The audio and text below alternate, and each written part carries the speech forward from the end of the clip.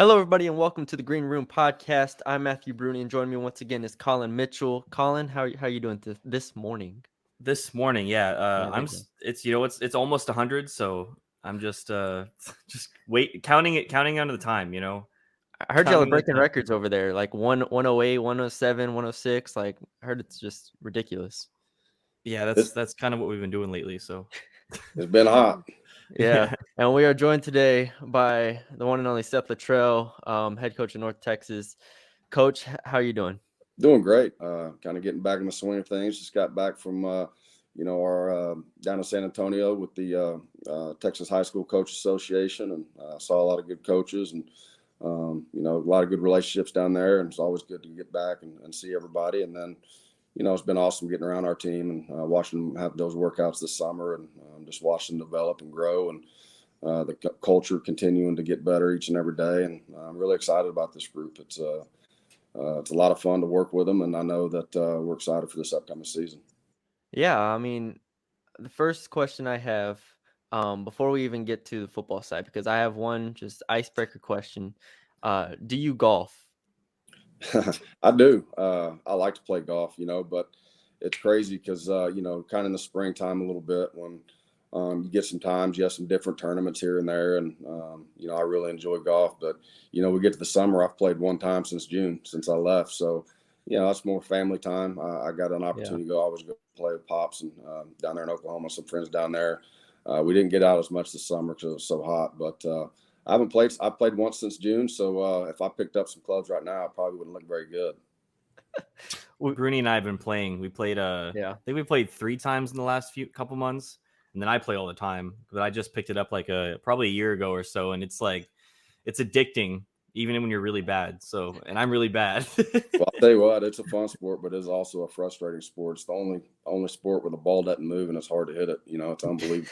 So, Yeah, it's true. I've been playing for a long time and I still don't have it figured out. I can promise you. Yeah, no, we've been golfing like crazy. We've been trying to get into it a bit. All right, let's talk about your football team. Starting with last year, obviously, I mean, a tale of two halves, two different seasons, really. What was it like going through that adversity in the first 7 games and making that run? How did you keep the guys engaged in order to make that run? And just what was that like for you? Well, I think anything. I think with any team, I think you have to listen to the voices inside the room. Those players and coaches work extremely hard each and every week, putting a game plan together and working at it. You just got to trust the process. Last year early on was really frustrating. We had a lot of guys out by game 2, game 3.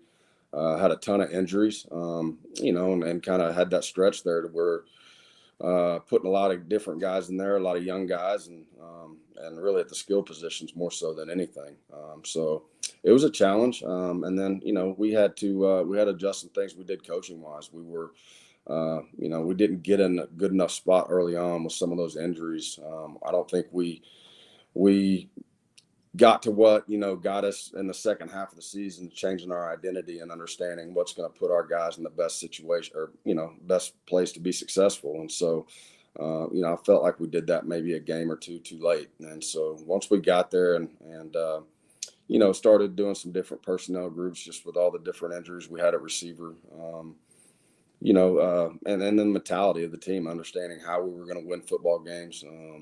We're going to have to be a physical football team. We're going to have to run the ball, play, big play action, and then we're going to have to play good defense, stop people. So I think just understanding what our new identity was, our team really bought in. It was a really selfless group, not a lot of selfishness going on. They were all on together and just played hard for each other, and they'd really just focused in on 1 week at a time. So it was a frustrating start, obviously, but I think, looking back, I think it really helped us grow, and I think it's going to really help us even become better this year, just because we've had a lot of experience on our team now. A lot of guys have played a lot of snaps, and then 2, understanding how we can overcome adversity together, and we're going to find a way to make sure we find a way to win football games. And so I think that experience is going to help us in the future. To kind of piggyback off that, I mean, what does that kind of say about your guys? You know, like Bruni said, you have that rough start, then you win those last 5 games, and then you beat UTSA. I mean, what does that kind of say about the guys and the foundation you built at UNT?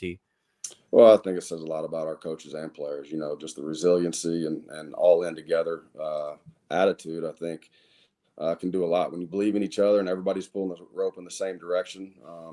You know, I think you can overcome adversity, which you're going to have to. Adversity's coming, whether it's in a game, whether it's in a season, whether it's injuries, whatever the case may be, it's coming. And, you know, I feel like if you can overcome adversity quicker than your opponents in a game and or overcome it as a team, you know, I think it gives you a chance, which is what allowed us to, you know, finish out the season strong. Yeah, I mean, we talked about injuries last year a lot, and so when you look at this year, you know, you get back Attaway, Shorter, Bush, and then you add in, you know, a Macklin, a Cannell. Just how excited are you to, you know, in theory, obviously we're still a month away or so away from games, to have just the amount of talent that you add on this offense. Just how exciting is that? As far as just, you know, opening the playbook and not being as restricted, I guess, as y'all were last year.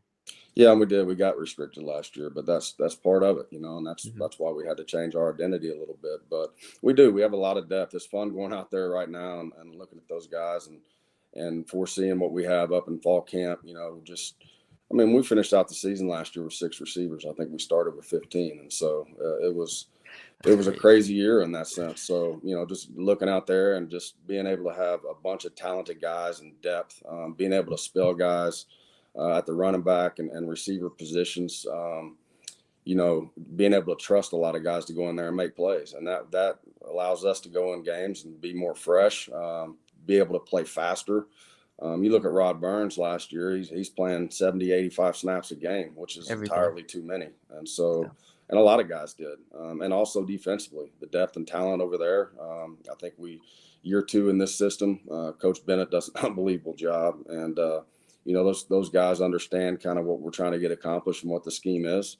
And so they're able to open up their playbook a little bit more too. And so, it's been a lot of fun. It's been a great off season. It was a really good spring. Although spring still we didn't have some of the depth because guys were coming off surgeries and we didn't have everybody in. But it was great to get some new faces in and start working with them this spring. But you know, feel really good going in fall camp. Now it's about making sure you know, we maintain our freshness and make sure we try to keep guys healthy.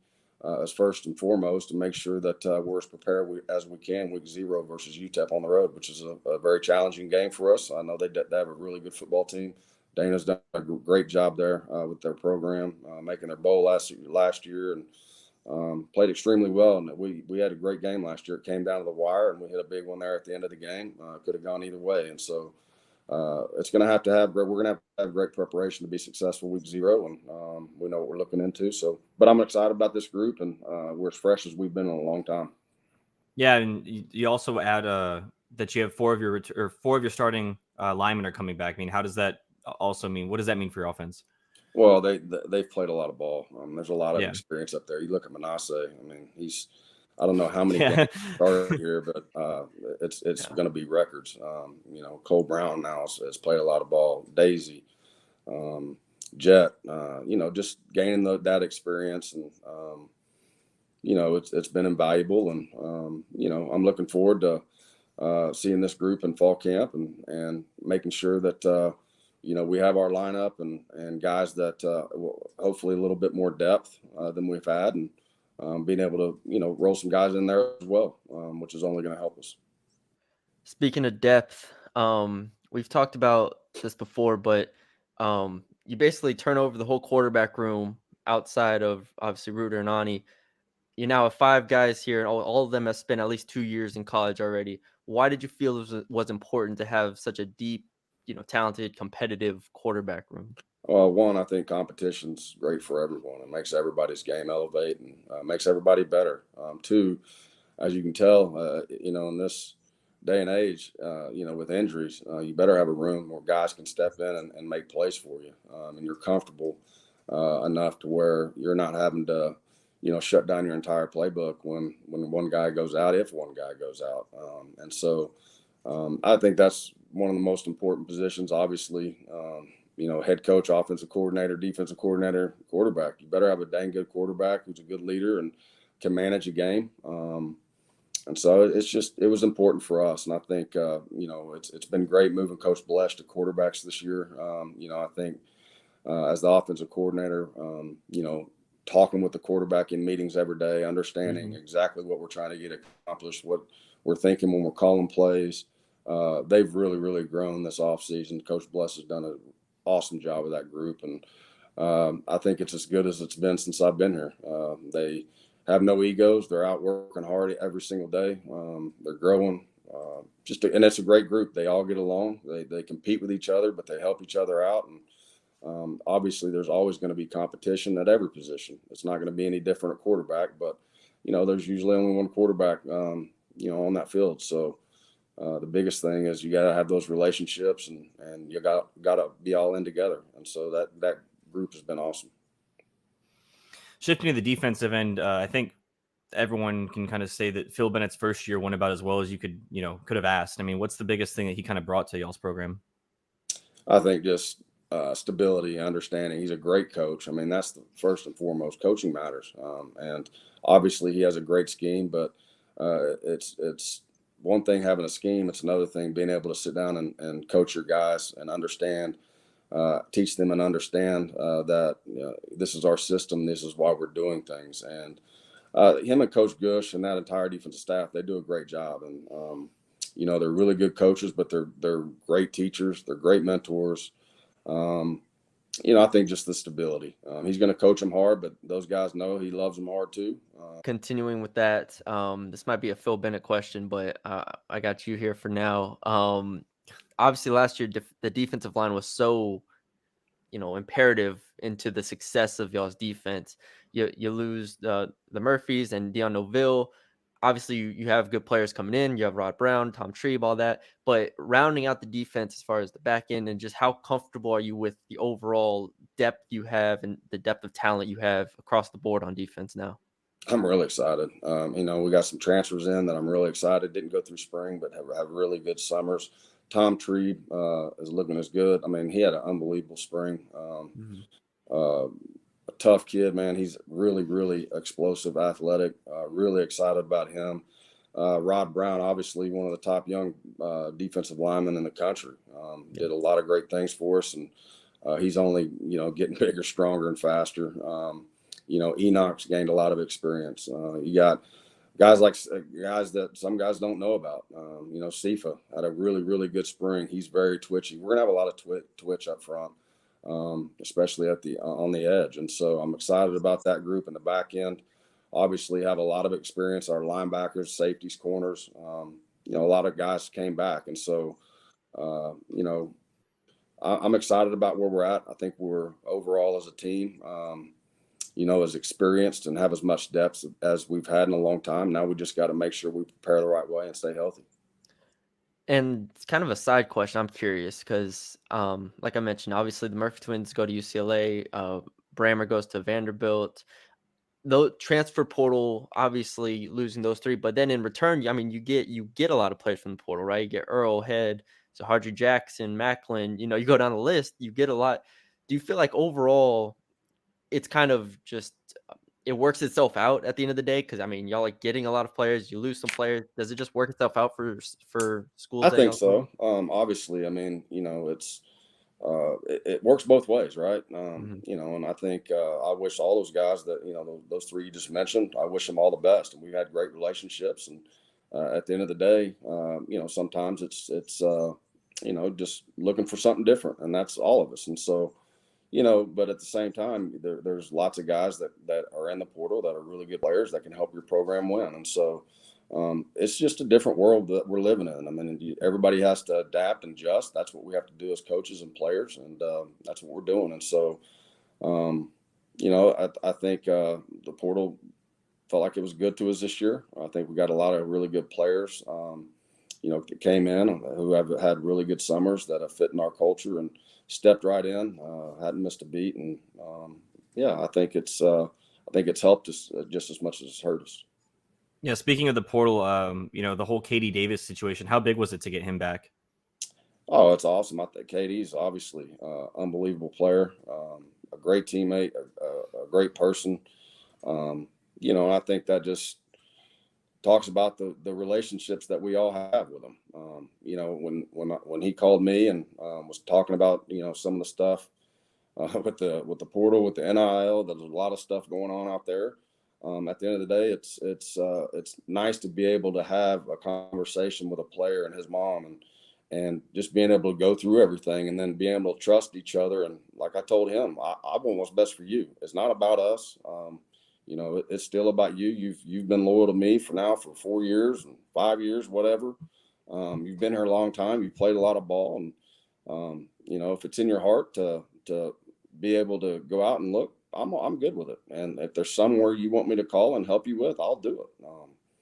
I think that speaks on the relationship that we have. And I guess him going in and being able to see some of his options and takes a couple of visits. When it was all said and done, he called me a few days after that and just said, "Hey, Coach, this is where I want to be. I want to play for you. I want to play for North Texas. Coach Bennett, my teammates I've been with, our culture.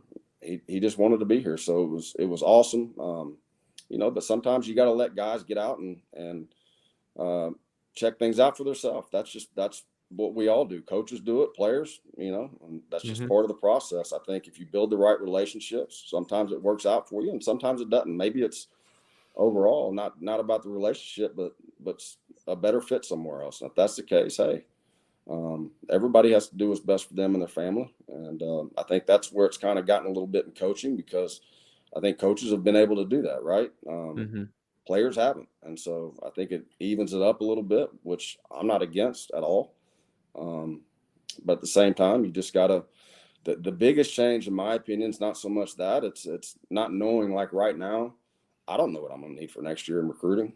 You have an idea of who you're losing and what spots and kind of who's graduating, but then also the different pieces, guys that, whether it's, want more playing time, whether the system doesn't fit, maybe, or there's a lot of things that go into it. So you just don't know what you're going to need for the next year. So I think the recruiting process takes even longer now. I mean, we really didn't even finish out until June this time. And so we've gone from finishing in December and being full to being able to work on different future recruiting classes to now everybody's holding spots, and you're really not finished with the class until about that June. Yeah, that's a really interesting point. Of obviously, I thought about the recruiting impact, but to not be able to, let's say you don't know how many tight ends you're gonna have on your roster, right? Or you don't know how many, at any position you're gonna have on your roster. So recruiting that and then being like, oh well, we still don't have enough at this point. I Yeah. mean, that's the balance you have to have with whether it's the portal. Then you have to go back in the portal. It's the whole. Well, and thing. it depends. I mean, it has. I think it's hurt high school recruiting. I think there's 800 Yeah. less scholarship offers than there were a year ago, and so that has hurt a little bit. And I think people have asked me, what takes you to the portal versus I still want to build a program around high school and develop. And you're going to have to build really good relationships. The only thing that makes me nervous, I'm not going to have as much time like a guy like KD to be with him 4 or 5 years to truly have that relationship. So it's going to have to come a lot faster. But at the same time, I think if you treat players the right way, they fit in your system, you coach them hard, you develop them, I'll take my chances. And so, but people ask me, what's the difference between high school and the portal? Well, I think some of it depends on what you're losing. Are you losing an experienced guy? What's your depth like that at that position? Do you have a guy that's ready to step in and be your starter right then? Or do you need more depth with a little bit more experience? Or you just know it's an experienced group. Now I can go get that high school kid and bring him in, develop him, and get him ready to play here in a year or two. So there's a lot that goes into it.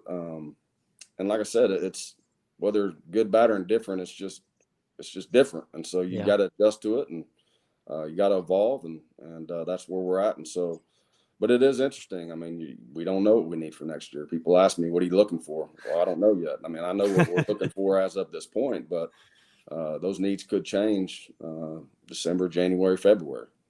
Definitely makes my job more interesting. 365 every day. You never know who's No doubt. who's going in the portal when. But go ahead, Colin. You had a question? Yeah. So I mean, we were talking about transfer portal and high school recruits. I mean, who are the guys you're excited to see next season? There's a bunch of them. We brought up J Mac. I mean, he came in. He had a really good spring. I'm really excited to see the guys that I've had here get back. Yeah. Jair, Tommy Bush, those guys. I think just watching that quarterback room compete, I think it's been really good for all of them. And people ask me, who's your starter? Austin Awney's my starter. Until someone can beat Austin out, then it's his job, and that's what I've said. I think he's had an unbelievable spring and summer. His knowledge is as good as it's been since I've been here. He's really grown a lot, and so but that entire quarterback room it's a smart group.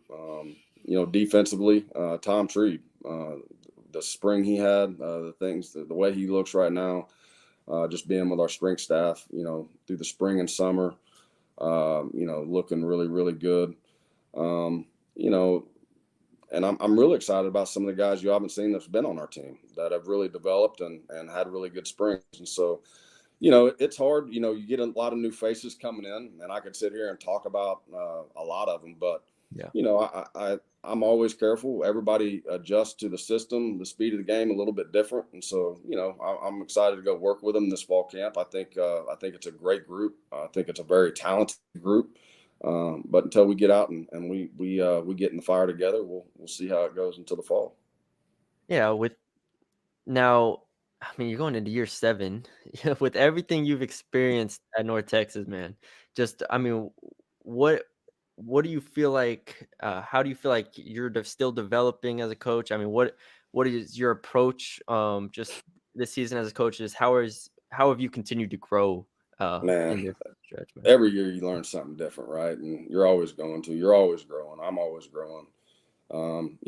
I've made, obviously we've all made mistakes, in the past, and we have to learn and grow for it. But, I think just being able to adjust and evolve, like last year, understanding that it's truly, it's not about, the system. It's not about how much knowledge. It's about how do we get these players in the position to be successful, to where we can go out and win football games. We had to evolve and adjust this past year and be adaptable. But I still believe in relationships. Culture is the key. I think that's the foundation. I think if you can have everybody pulling the rope in the same direction and pulling for one another and truly, having an unselfish team, understanding there's 116 guys in a locker room, and obviously everybody wants to be out on that field, but everybody has a role in this team, and understanding that you never know when it's your time. But, I think the biggest thing, it's continuing to really focus in on your culture each and every year, and understanding who you are as a football team. Your players have to understand who we are. And then being able to, again, adapt within your systems to fit your strengths and weaknesses, and understanding what those are. And trying to play as much as you can to your strengths in order to be successful. Yeah, as I said, year 7, I realized how old I'm getting at this point, man.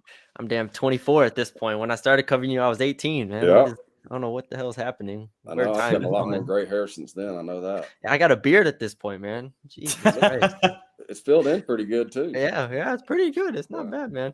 Louisiana, you had to move over here, get a beard. All right, man. That's all we got for you. So what do you shoot in golf? That's the question here.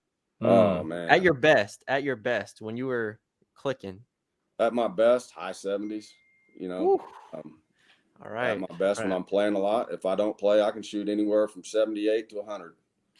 Depends on the after the season, when you go out and start hitting balls, it's not pretty. It takes a little bit of time. But I'll tell you what, I don't play as much as I used to, but in the off season, I do get an opportunity to enjoy it, and I love going out there. It's kind of just going out and hitting balls in the range and hitting wedges on the and just practicing. To me, that frees my mind up a little bit and kind of gives me a place where I can go and just clear my mind. Y'all still play basketball? We do, and when we do, I'm on Cobby's team. They all know Cobby's my teammate because he can. And we don't play the basketball like y'all think we play. We don't go out and run the court and play 3-on-3 and all that stuff. We have a little game we play. It's a 3-point shooting game and a lot of running. It's good exercise, but I play with Cobby because usually we win. There you go. There you go. There you go. All right, man. We'll get you out of here. We appreciate you for joining us. For those watching on YouTube, subscribe, listen on the podcast, leave us a 5-star rating and review. Coach, thanks for joining us.